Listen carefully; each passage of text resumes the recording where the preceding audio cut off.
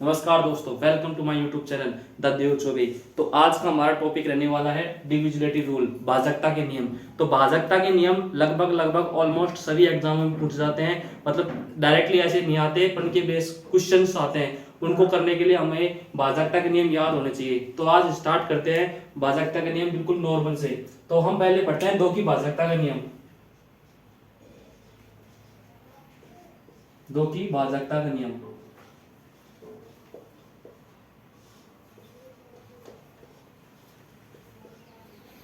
तो दो की भाजकता का नियम क्या होता है? दो की भाजकता का नियम बिल्कुल सिंपल सा होता है कि जिस संख्या का इकाई अंक या तो इवन हो, इवन मतलब सम, या फिर जीरो हो, तो वह संख्या दो से पूरी तरह विभाज्य होगी। इवन, जीरो, दो, चार, छ अथवा आठ। अगर किसी भी संख्या का इकाई अंक जीरो, दो, चार, छ अथवा आठ हो तो वह संख्या दो से पूरी तरह विभाज्य होगी। तो इसको हम लिख लेते हैं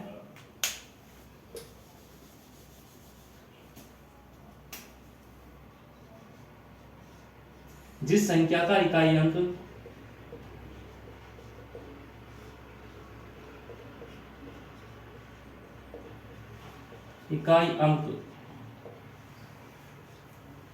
जीरो, दो, चार, छ अथवा आठ हो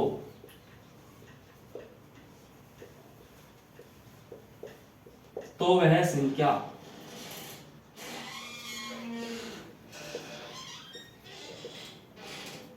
दो से पूरी तरह विभाज्य होगी।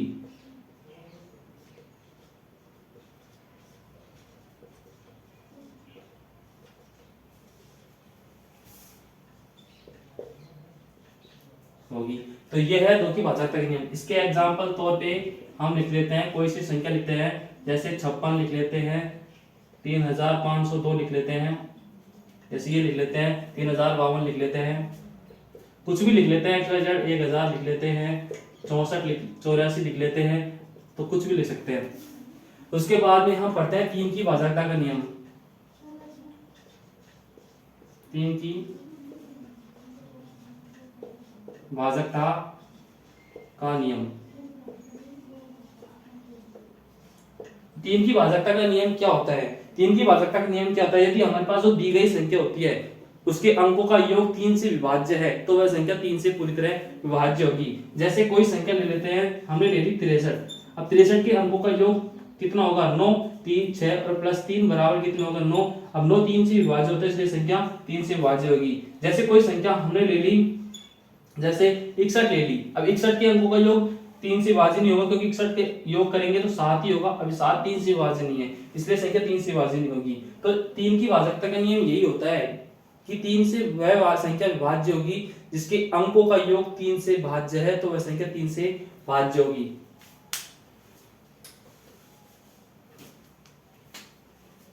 दी गई संख्या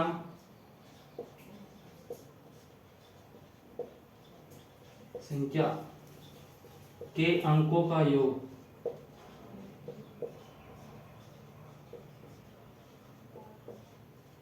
दी गई संख्या के अंकों का योग यदि 3 से विभाज्य है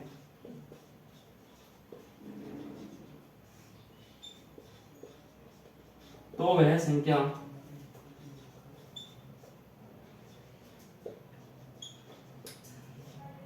तीन से पूरी तरह विभाजित होगी।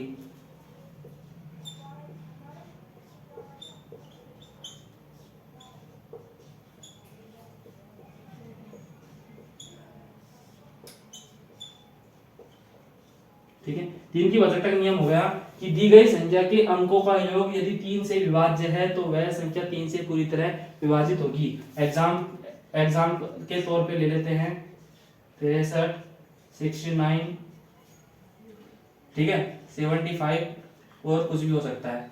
ठीक है, फिर हम लेते हैं दो की भाजकता का हो गया, तीन के हो गया। अब पढ़ते हैं पांच की भाजकता का नियम। इसके एक मिनट, चार की भाजकता का रह गया इससे पहले। अब पढ़ते हैं चार की भाजकता का नियम।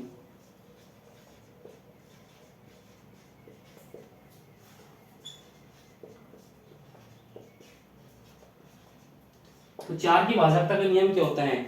चार की भाजकता के नियम में क्या होता है कि कोई संख्या अगर हमारे पास दी हुई है, उस संख्या के लास्ट के 2 डिजिट अगर 4 से भाज्य है तो वह संख्या भी 4 से भाज्य होगी। जैसे मैंने ये संख्या लिखी है, अब इस संख्या के लास्ट के 2 डिजिट में हम 4 का भाग देकर देखेंगे। अगर इन 2 डिजिटों में 4 का भाग चले जाता है तो यह संख्या पूरी 4 से विभाज्य होगी। अगर इन लास्ट के 2 डिजिट में 4 का कंप्लीटली भाग नहीं जाता है तो संख्या भी 4 से विभाज्य नहीं होगी। तो हम चेक करके देख सकते हैं। 84 में हम 4 का भाग देंगे तो 2 बार जाएगा, कितने लिख देंगे 8, फिर लिख देंगे 4, फिर 1 बार जाएगा तो 21। 4 से कंप्लीटली विभाज्य है संख्या, कोई शेष नहीं बचा, तो संख्या पूरी 4 से विभाज्य होगी। इस प्रकार चार की भाजकता का नियम यही होता है कि कोई संख्या 4 से तभी विभाज्य होगी जब उस संख्या के लास्ट के 2 नंबर या 2 डिजिट 4 से पूरी तरह विभाजित है।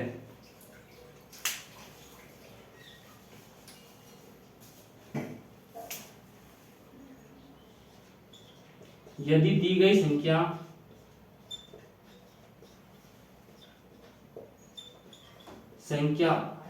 के इकाई और दहाई की, यदि दी गई संख्या के इकाई और दहाई की संख्या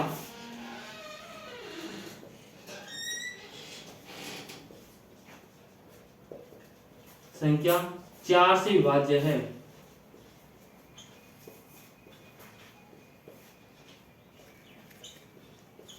तो वह संख्या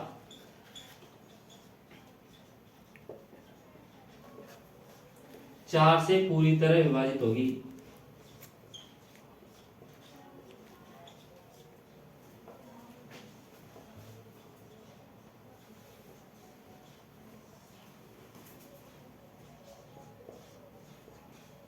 तो चार की भाजकता का नियम ये होता है कि यदि कोई दी गई संख्या के इकाई और दहाई की जो संख्या होती है, लास्ट के 2 डिजिट होते हैं इकाई और दहाई के, उनमें अगर 4 का भाग कंप्लीटली चले जाता है तो वह संख्या 4 से पूरी तरह विभाजित होगी। तो ये 2 की भाजकता का हो गया, 3 की भाजकता का नियम हो गया, 4 की भाजकता का नियम हो गया। अब हम पढ़ने वाले हैं 5 की भाजकता का नियम। तो आप एक बार देख सकते हो, हम पढ़ने वाले हैं 5 की भाजकता का नियम।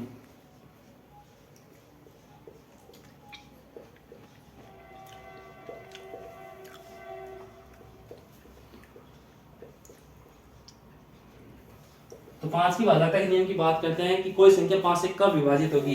तो उसके लिए एक नियम है कि इकाई का अंक या तो 0 होगा या फिर 5 होगा।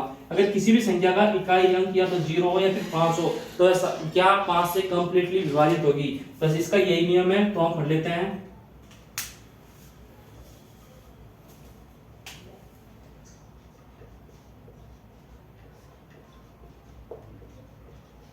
जिस संख्या का इकाई अंक इकाई अंक जिस संख्या का इकाई अंक 0 अथवा 5 हो तो वह संख्या, जिस संख्या का इकाई अंक 0 अथवा 5 हो तो वह संख्या 5 से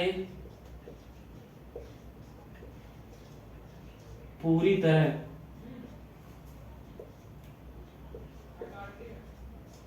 विभाजित होगी।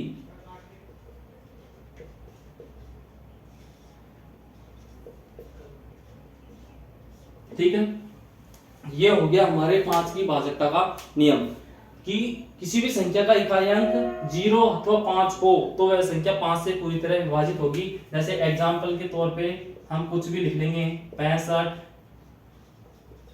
3005, 85, 86, 46, 55, ऐसे कुछ भी लिख लेंगे। इकाई अंक या तो 0 हो या फिर 5 हो, यहाँ पर 0 भी लिख देंगे तो भी ये संख्या 5 से विभाज्य होगी। सीधी सी बात यही है कि किसी भी संख्या का इकाई अंक या तो 0 होगा या फिर 5 होगा तो संख्या 5 से विभाज्य होगी। और हम पढ़ने वाले हैं नेक्स्ट 6 की भाजकता का नियम।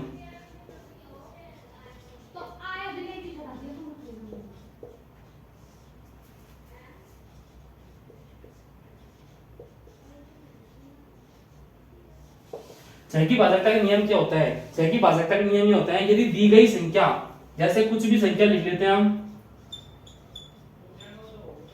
ये संख्या लिख ली हमारे पास, अगर यह संख्या 2 से और 3 से कंप्लीटली, अगर 2 और 3 की भाजकता के नियम को ये संख्या फॉलो करती होगी तो यह संख्या भी 6 से विभाजित होगी। तो 2 की और 3 की भाजकता के नियम को फॉलो कराने के लिए हमने 2 की और 3 की भाजकता के नियम को पढ़ चुके हैं। 2 की भाजकता के नियम तो क्या होता है कि किसी संख्या का इकाई अंक या तो सम होगा या फिर 0 होगा। तो यहाँ पे हमको 4 दिखाई दे रहा है, तो यह संख्या 2 से तो कंप्लीटली विभाजित होगी, इसमें 2 की भाजकता के नियम तो फॉलो हो गया। पर हम 3 की भाजकता के नियम चेक करेंगे। 3 की भाजकता के नियम क्या होता है कि किसी भी संख्या का, अगर कोई संख्या दी गई है और उसके अंकों का योग 3 से विभाज्य है तो वह संख्या 3 से पूरी तरह विभाजित होगी। तो इसके अंकों का योग लेते हैं हम, तो 3 और 6 9, 9 और 5 14, 14 और 2 16, 16 और 4 20। तो यह संख्या 3 से विभाजित नहीं होगी। क्यों नहीं होगी? कि अंकों का योग 20, अगर 21 भी हो जाता तो यह संख्या 3 से विभाजित हो जाती, क्योंकि 21 के योग में 3 का भाग जाएगा तो 7 आ जाता है। कंप्लीटली विभाजित होती है तो संख्या विभाजित होगी। तो हम इसमें चेंज कर लेंगे कुछ थोड़ा सा। यहाँ पे हमने लिख दिया 1। तो अब इस संख्या के अंकों का योग वापस करके देखते हैं। 6 3 9, 9 और 5 14, 14 और 1 15, 15 और 4 19, तो भी नहीं जा रहा। तो इसमें हम क्या करते हैं, यहाँ 2 लिख के देख लेते हैं।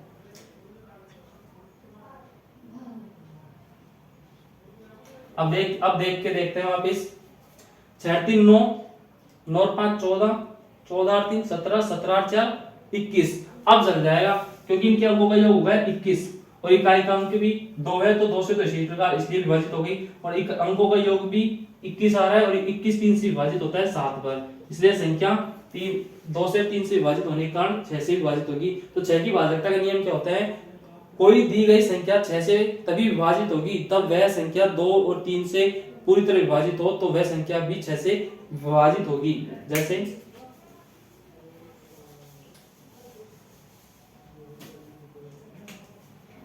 लिख लेते हैं, यदि दी गई संख्या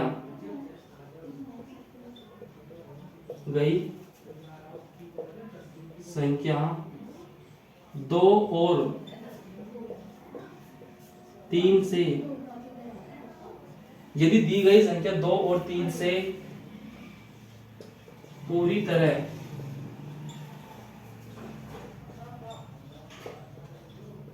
विभाजित है तो वह संख्या, यदि दी गई संख्या 2 और 3 से पूरी तरह विभाजित है तो वह संख्या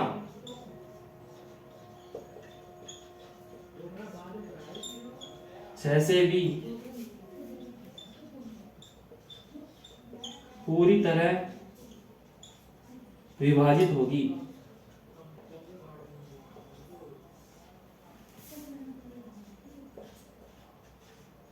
ठीक है, अगर कोई दी गई संख्या 2 से और 3 से विभाजित है तो वह संख्या 6 से भी विभाजित होगी। अब हम पढ़ने वाले हैं 6 की भाजकता के नियम के बाद में 7 की भाजकता के नियम।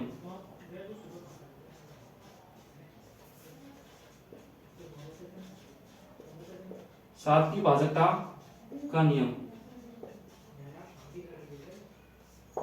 तो हम बात करते हैं 7 की भाजकता का नियम। तो 7 की भाजकता का नियम क्या होता है? 7 की भाजकता का नियम ये होता है कि कोई हमारे पास संख्या दी हुई होती है, जैसे हम चेक करके देखते हैं, ये कोई हमारे पास एक संख्या है। अब 7 की भाजकता का नियम क्या होता है कि लास्ट की संख्या को 2 से तो गुणा करते हैं और उसको छोड़कर अगली शेष संख्या में से घटाते चलते हैं, और जो आता है अगर वो 7 से विभाज्य है तो वह संख्या 7 से विभाजित होगी। जैसे 2 को 2 से मल्टीप्लाई करेंगे तो 4 आ जाएगा, हमने यहाँ पे उतार लिया 4 को इसमें से घटा देंगे तो ये 0 हो गया, वापस उतार लेंगे 3 और 6। ठीक है, 2 से हमको मल्टीप्लाई करने वो करेंगे तो 0 आएगा, तो 0 घटाएंगे तो वही 3 आ जाएगा और 6 आ जाएगा। अब 63 में 7 का भाग देके देखेंगे, 63 में 7 का भाग देंगे तो चल जाएगा, 9 7 63 होता है, तो यह संख्या 7 से विभाज्य होगी। ठीक है, इस प्रकार अगर किसी ऐसे करते चलते जाएंगे और 7 की भाजकता का नियम होगा। नेक्स्ट संख्या ले लेते हैं, जैसे ये हमने ले लिया 63, जैसे और ले यहाँ पे ये लिख लिया हमने, इसमें लगा के देखते हैं। हमने क्या बोला था कि इकाई के अंक को 2 से गुणा करके घटाते चलते हैं। 1 को 2 से गुणा करेंगे तो 2 आएगा, इसको घटा देंगे, ये कितना आ जाएगा 6 5 6 और 3। अब 6 की संख्या, 6 को 2 से गुणा करेंगे 12, 3 2 6। अब 3 को 2 से गुणा करेंगे 6, हाँ 12 में 6 घटाएंगे 6 5। 56 में 7 का भाग जा रहा है, 7 8 56, 7 गुणा 8 करेंगे तो 56 आ जाएगा। ठीक है, तो ये संख्या भी 7 से विभाज्य होगी। इस प्रकार हम चेक करके देखते जाते हैं, अगर किसी संख्या में दो लास्ट की संख्या को 2 से गुणा करके और घटाते चलते हैं, तब तक अगर लास्ट में जो बचता है वो 7 से विभाज्य है तो वह संख्या भी 7 से विभाज्य होगी।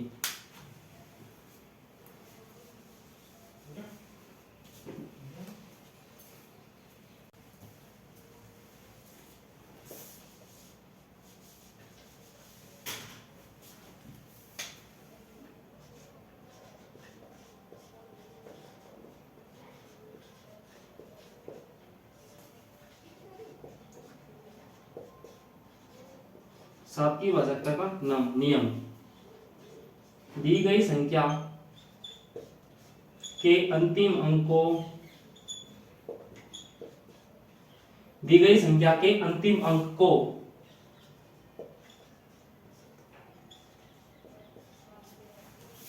दो से गुणा कर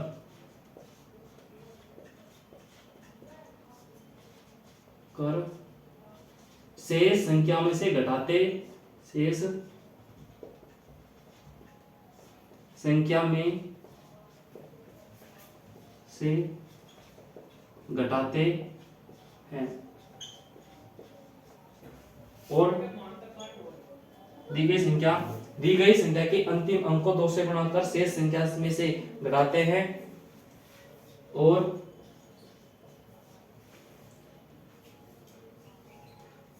यह संख्या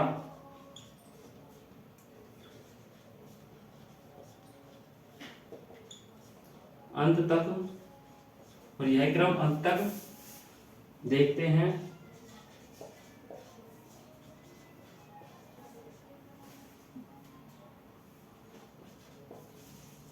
अंत तक देखते हैं, तब तक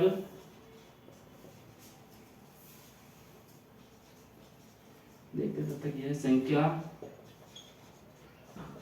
क्या का अंतिम अंक 7 से विभाज्य है या नहीं,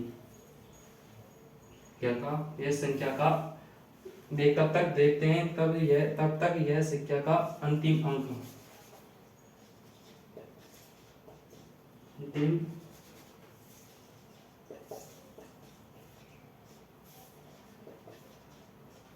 7 से विभाज्य है या नहीं। यानी कि दी गई जो संख्या होती है उसके इकाई अंक को हम 2 से मल्टीप्लाई करते हैं और फिर घटा के देखते हैं दी गई शेष संख्या में से। इस प्रकार वापस करते हैं 2 से लास्ट की संख्या को 2 से मल्टीप्लाई करते हैं और घटा देते हैं। यदि हमारे पास लास्ट में जो संख्या बचती है अगर वो 7 का है तो मल्टीप्लाई होगा तो वह 7 से विभाज्य होगा। अगर 7 का मल्टीप्लाई नहीं है तो संख्या 7 से विभाज्य नहीं है तो संख्या 7 से विभाजित नहीं होगी। अगर मल्टीप्लाई होता है तो संख्या 7 से विभाजित होगी। तो कुछ भाजकता के नियम आज पढ़े हमने और कुछ भाजकता के नियम हम कल पढ़ेंगे। ठीक है, तो आज की हमारी क्लास यही कंप्लीट होती है और नेक्स्ट भाजकता के नियम हम नेक्स्ट क्लास में पढ़ेंगे। तब तक हमारे चैनल को आप सब्सक्राइब करें, वीडियो को लाइक करें। धन्यवाद।